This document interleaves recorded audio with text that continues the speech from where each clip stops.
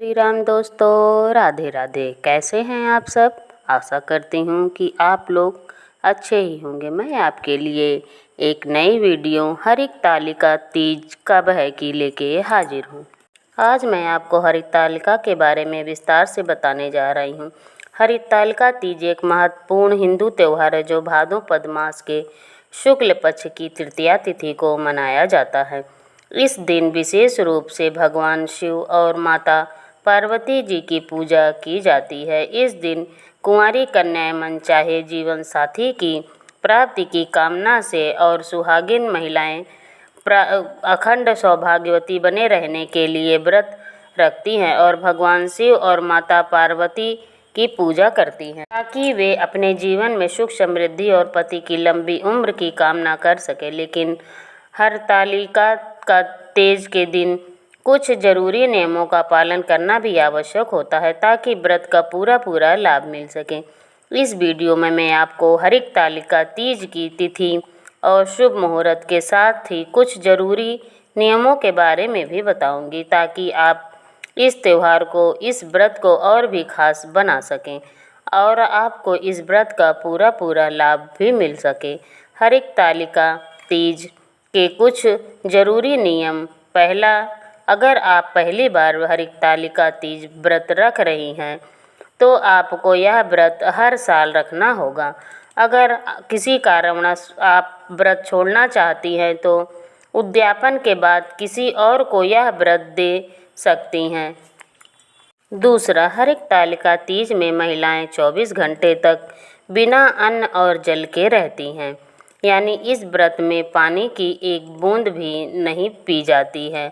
लेकिन कुछ परिस्थितियों में इन नियमों का पालन करना जरूरी नहीं है, जैसे कि गर्भावस्था में यदि आपको यह व्रत रखना हो तो या आपकी तबीयत ठीक नहीं है तो फिर आपको यह व्रत रखना हो तो ऐसे में आप जल का सेवन करके और फल ग्रहण करके भी इस व्रत को रख सकती हैं। अगला नियम है कि हरितालिका तीज के व्रत में भगवान शिव और माता पार्वती की पूजा अवश्य करें। इस दिन मिट्टी के शिवलिंग और माता पार्वती की मूर्ति बनाकर उनका पूजन किया जाता है और अगले दिन व्रत का पारण करने के बाद मूर्तियों को विसर्जित कर दिया जाता है। हरितालिका तीज के व्रत में रात्रि जागरण करना अनिवार्य होता है, यानी रात भर भजन कीर्तन करना चाहिए क्योंकि यह व्रत निर्जला निराहार रखा जाता है। तो ऐसे में यदि आप भजन कीर्तन ना भी कर पाएँ तो आपको मन ही मन मंत्रों का जाप करना चाहिए। अपना समय बिताने के लिए आप रात भर भगवान की कथाएं भी सुन सकते हैं। सुहाग की पिटारी में श्रृंगार का सामान रखकर माता पार्वती को चढ़ाना जरूरी होता है। भगवान शिव को धोती और अंगोछा अर्पित किया जाता है। पूजा के बाद सुहाग की सामग्री को मंदिर में पुजारी जी को या किसी गरीब को दान करना होता है। वैसे बहुत सी जगह पर इस सामग्री को अपने परिवार में, अपने ससुराल में किसी भी सुहागिन महिला को, जैसे आपकी सासू माँ हो या आपकी बड़ी जिठानी हो, तो आप उन्हें भी भेंट कर सकते हैं। कुछ नियमों के अनुसार इस दिन दूध का भी सेवन नहीं किया जाता है और व्रत का पारण केवल अगले दिन सुबह सूर्योदय होने के बाद ही किया जाता है। व्रत का पारण करने से पहले प्रसाद बाटे और फिर उसी प्रसाद को ग्रहण करके अपना उपवास खोलना चाहिए। सुहागिन महिलाओं को व्रत का पारण करते समय अपनी मांग में 7 बार सिंदूर लगाना चाहिए, जो कि आप पहले माता पार्वती को चढ़ाएंगे। उसके बाद आशीर्वाद स्वरूप मन में कामना करते हुए इस सिंदूर को अपनी मांग में लगाना होता है। और आज के दिन आप जो भी सामग्री श्रृंगार की माता पार्वती को अर्पित करती हैं उसमें से कुछ सामग्री अपने लिए आशीर्वाद स्वरूप रखें ताकि आप उनका प्रयोग कर सकें। बाकी की सामग्रियों का दान दे देना चाहिए। कुंवारी कन्याओं को भी आज के दिन माता पार्वती को श्रृंगार की सभी सामग्रियां अर्पित करनी चाहिए, लेकिन जब अगले दिन आप व्रत का पारण करेंगी तो व्रत का पारण करते समय आप माता पार्वती से आशीर्वाद स्वरूप चूड़ी, बिंदी, काजल या मेहंदी आदि ले सकती हैं, जिसका उपयोग आप कर सकती हैं। बाकी की सामग्री का दान आप किसी भी सुहागिन महिला को दे सकती हैं, या मंदिर में पुजारिन हो या ब्राह्मणी हो उसको आप दान कर दे सकती हैं। साथ में कुछ दक्षिणा अवश्य रखें। वैसे तो हमारे पूरे देश में ही हरितालिका तीज व्रत रखा जाता है, लेकिन हरितालिका तीज का जो व्रत है वह मुख्य रूप से राजस्थान, मध्य प्रदेश, उत्तर प्रदेश, बिहार और झारखंड में रखा जाता है। हरितालिका तीज को बहुत सी जगह पर बड़ी तीज भी कहते हैं और इस तीज से पहले हरितालिका और कजरी तीज का पावन ये पर्व मनाया जाता है। तीज की पूजा के लिए सुबह का समय सबसे शुभ माना गया है। अगर आप किसी कारणवश सुबह की पूजा ना कर पाएँ तो शाम को प्रदोष काल के समय में भगवान शिव और माता पार्वती का पूजन कर सकते हैं।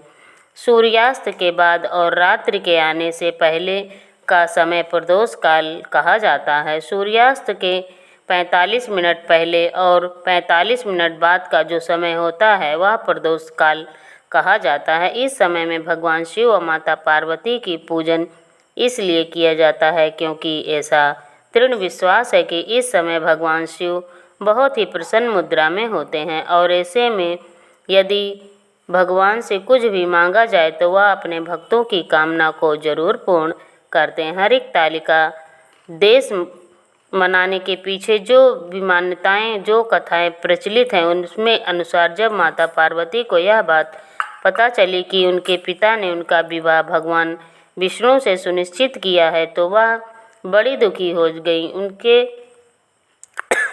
दुख को देखकर देवी पार्वती जी की एक सहेली ने उनसे दुख का कारण पूछा तो देवी पार्वती जी ने उन्हें अपनी व्यथा सुनाई कि वे सच्चे मन से भगवान शिव की आराधना करती हैं और वे केवल अपने पति के रूप में भगवान शिव को ही प्राप्त करना चाहती हैं। इसके अलावा वे किसी अन्य के बारे में सोच भी नहीं सकती। तब उनकी सखी ने उन्हें समझाया कि वे हिम्मत ना हारें और उनके साथ चलें। इस तरह देवी पार्वती जी ने को समझाकर उनकी सखी उन्हें घने जंगल में तपस्या करने के लिए ले गई, जहाँ पर उनके पिता भी ना पहुँच सकें। वहाँ पार्वती जी भगवान शिव की पति के रूप में प्राप्त करने के लिए कठिन तपस्या करने लगी, जिसके फलस्वरूप भगवान शिव ने प्रसन्न होकर उन्हें दर्शन दिए और फिर देवी पार्वती जी की इच्छा अनुसार उनसे विवाह करने के लिए तथास्तु बोला। इसके बाद देवी पार्वती जी ने अपना व्रत तोड़ा और अगली सुबह व्रत का पारण किया। इस दौरान देवी पार्वती ने अन्न जल का भी त्याग कर दिया था। यह दिन भाद्रपद माह के शुक्ल पक्ष की तृतीया तिथि थी। देवी पार्वती जी की सखी द्वारा उनका हरण किए जाने के कारण ही इस व्रत का नाम हरताली तीज पड़ गया है। इस बार तृतीया तिथि प्रारंभ होगी 5 सितंबर गुरुवार को दोपहर 12:02 से और समाप्त होगी 6 सितंबर शुक्रवार दिन में दोपहर 3:01 पर। इसलिए इस बार 6 सितंबर शुक्रवार को हरितालिका तीज का व्रत रखा जाएगा। व्रत करने वाली माताओं बहनों को एक दिन पहले सात्विक भोजन का ही सेवन करना चाहिए। हरितालिका तीज के दिन सूर्योदय होगा सुबह 6:14 पर और सूर्यास्त होगा शाम 6:35 पर। ब्रह्म मुहूर्त सुबह 4:34 से 5:26 तक रहेगा। ब्रह्म मुहूर्त में उठकर आप सुबह की पूजा कर सकती हैं। स्नान और मंत्र जाप के लिए पूजा करने के लिए ब्रह्म मुहूर्त बहुत ही उत्तम मुहूर्त होता है। इस समय की गई पूजा बहुत जल्दी फलित होती है। माताएं बहनें हरितालिका तीज के दिन सिर से स्नान कर सकती हैं। शुक्ल योग इस दिन रात 10:01 तक रहेगा। बाद में ब्रह्म योग प्रारंभ हो जाएगा। यह दोनों ही मुहूर्त पूजा के लिए व्रत रखने के लिए अति उत्तम मुहूर्त है। अभिजीत मुहूर्त दोपहर 12 बजे से 12 49 मिनट तक रहेगा और राहु काल सुबह 10:30 बजे से दोपहर 12 बजे तक रहेगा। पूजा के शुभ मुहूर्त के बारे में। हरितालिका तीज के दिन सुबह की पूजा का शुभ मुहूर्त है 6:01 से 8:32 तक रहेगा और प्रदोष काल का समय शाम 5:50 से 7:02 तक रहेगा। इन मुहूर्तों में आप भगवान शिव और माता पार्वती का पूजन कर सकते हैं। हरितालिका तीज का व्रत खोला जाएगा अगले दिन यानी 7 सितंबर शनिवार को सुबह 6:14 से 7:15 के बीच में। व्रत पारण कभी भी खट्टे फलों से नहीं करना चाहिए।